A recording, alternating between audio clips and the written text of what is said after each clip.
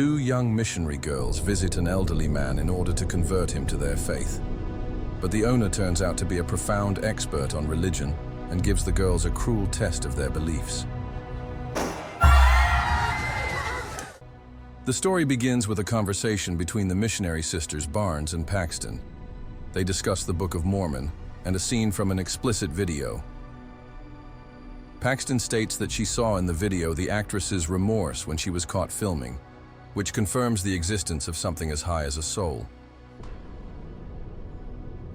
The girls with bicycles then offer passers-by to learn more about the Church of Jesus Christ of Latter-day Saints, but most ignore them. Teenagers pull down Paxton's hem for a joke to get a glimpse of her special panties. The frustrated missionaries make it to the home of Mr. Ritt, who had previously taken an interest in their church. In the rain, with their bicycles propped up against the fence, they knock on the door, preparing for a serious conversation. The owner greets them and invites them in. The girls check to see if there are any women in the house, as they are not allowed to be alone with a man. Ritt says that his wife is in the kitchen making blueberry pie, and the girls enter. While the host goes to get the treat, they study the interior, noticing the writing on the wall. Bless this mess. When they return, Ritt brings sodas, coffee, and a scented candle. He wonders how they came to religion. Barnes tells him that her mother converted to Mormonism after her father died.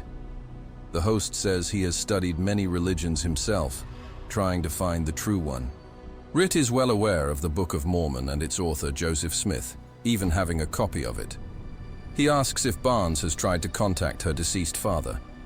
Paxton, to ease the tension, shares that after death she would like to be a butterfly flying to her loved ones. Ritt asks their opinion on polygamy, one of the Mormon practices that has been abolished.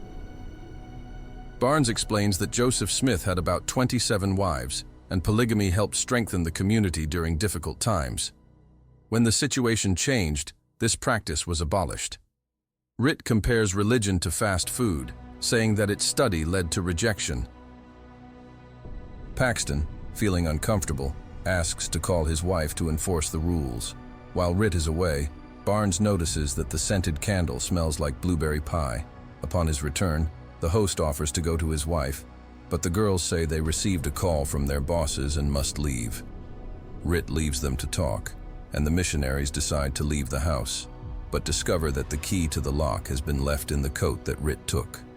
They plan to leave on foot, abandoning their bicycles, but the door turns out to be locked. In the dark, because of the storm, they head to the library, where Ritt is busy fixing the leak. The coat hangs on a chair, but the key has migrated from Barnes's pocket to Paxton's. The girls ask to open the door. Ritt explains that the lock is timed and won't open until morning. He suggests going out one of the two back doors. He then admits that he realized their deception. No one called them, and there is no cell service in the house because of the metal paneling. When asked about his wife, he asks if they believe she exists. Barnes opens one door. Behind it turns out to be a staircase to the basement. Paxton checks the other one, also a stairway down. They report that the elder will notice they are missing. Meanwhile, the elder is checking the missionary lists. Ritt says the passage leads under a cliff, but they have to choose which door is the right one. The host puts on a show for the missionaries. He turns on a record player, pulls out several versions of the board game Monopoly, and places them next to the holy books of three religions, Judaism, Christianity, and Islam. He argues that religions and board games are different versions of the same source material. As an example, he cites the original song playing, second to the Radiohead cover. Ritt asks the girls why later versions of religions have become more popular than the original. He says Christianity has eclipsed Judaism, and Monopoly, created as a plagiarized version of Landlord, has become a worldwide game. He also talks about the dozens of gods born on December 25th and resurrection myths that exist thousands of years before Christianity. Ritt relates these ideas to modern culture, even mentioning Star Wars. He concludes by stating that popularity depends on marketing and preachers like Barnes and Paxton going door to door with a mission. Finished, he writes, "Faith and disbelief" on the doors, asking the girls to choose which one to exit through. While he changes the record, Barnes steals a letter opener and hides it. Paxton decides to play along and chooses the unbelief door, pretending to be convinced by what he says. Barnes objects, reminding her that religions have significant differences as well. The girlfriends eventually choose faith and go downstairs. At the bottom of the stairs, they find a basement with a holy ceiling, a table, and 2 doors connecting to passageways. Realizing they are trapped, Paxton panics, but Barnes takes the lead. She pulls up the table to reach the window, but there is not enough height. The girls only manage to tear off a stick of nails. Footsteps are heard. Barnes hides the stick and puts the furniture back where it belongs. The girls agree that Paxton will use the knife if he hears the code word. At that moment, a man in a hoodie with a pie plate and a lantern enters the basement. He places the plate on the table and leaves. Music is heard in the room. Rit starts a gramophone through the communication system and arranges the character figures on a model of the house. The girls realize that they are watching a performance where they play the role of puppets. Barnes exits through the open door, but doesn't manage to do anything useful. Rit makes contact and reports that the man in the hoodie is a prophet who can demonstrate a miracle. He declares that he has found the true religion and all others are just echoes of its ideas. The prophet eats the poisoned pie and dies, only to be resurrected later as Rit promises. Barnes checks the prophet's breath and confirms death. Rit assures him that the resurrection is imminent and the missionaries will witness it. At this point, the doorbell rings. It is an elder looking for the missing girls. While Rit opens the disguised lock, the missionary girls try to attract attention by getting matches through a crack in the floor. However, the elder leaves without noticing them. The girls decide to use the matches to start a fire and give a smoke signal. As they go downstairs, Paxton notices the prophet's body lying in a new pose. But Barnes doesn't let her distract her. They rub matches against the stone wall, trying to ignite a piece of cloth. Suddenly, they are distracted by a prophet who has come to life. He extinguishes the match flame by spewing liquid and tells them that he saw a bright light and clouds, concluding by saying that it can't be real. Following this, Reed appears to take the reanimated woman away. Later, he interrogates the captives about what that woman told him. Reed assures them that the afterlife is real, he has solid evidence, and the girls can see for themselves. Barnes doubts his words, believing that this is just an attempt to make them voluntarily accept death. The girl shares that she experienced clinical death as a child and saw something similar to the prophet's description. This is a typical case of hallucinations, characteristic of pre-death states, that many survivors of clinical death describe. Interrupting Mr. Reed, Barnes argues that the miracle is just a trick. According to her, it's like cheap magic. After this sentence, Reed suddenly slits her throat. A shaken Paxton tries to escape, but finds the upstairs door locked.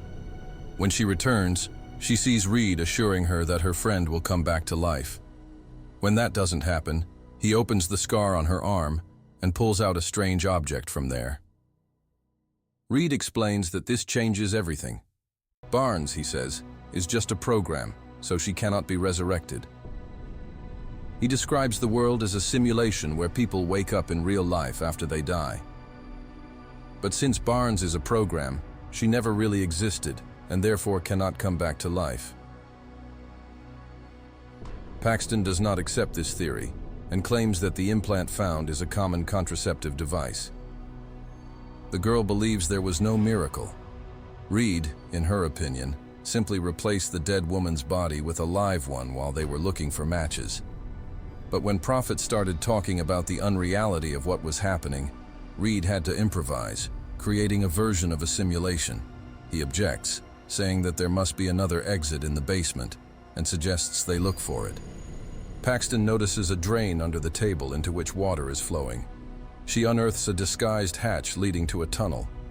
Reed offers to go down and see which one of them is right. He also states that the one true religion can be found there. Upon descending, the girl discovers a corpse in a puddle. Reed closes the lid behind her, forcing her to move on. She passes through several rooms separated by doors with symbols of different religions, until she reaches a door with a lock. She finds the key in her coat pocket and realizes that this was all pre-planned by Reed. Behind the door is a room with cages where other captives playing the role of prophets are being held. Reed comes down another way to feed them. Paxton declares that she understood his plan to deceive the captives and hide the evidence. All of this, he admits, was done to prove one thing: true religion is about control. Reed confirms that all religions were created to control people. He says that everything in her life was under someone else's control, from her actions to what she eats or wears. At this point, the girl remembers the knife and stabs Reed in the neck with it. Leaving Reed to bleed to death, Paxton tries to find a way out, but finds herself back in the basement next to her friend's body. There she finds a wounded Reed waiting for her, who stabs her in the stomach. Taunting her, he asks her to pray. Paxton tells of an experiment where praying for the sick had no results. However, she believes that prayer is a form of caring for others. As Reed approaches to finish her off, he is hit with a stick and nails by Barnes, who regains consciousness and retaliates. Barnes dies in her friend's arms. Paxton, leaving the bodies behind, goes upstairs and after studying the layout of the house, finds a way out. She steps out into the snowy desert at dawn. Looking around, she notices a butterfly landing on her arm. It reminds her of her dreams of life after death. In the next second, the butterfly disappears like a mirage of a dying mind. At this mysterious moment, the story ends.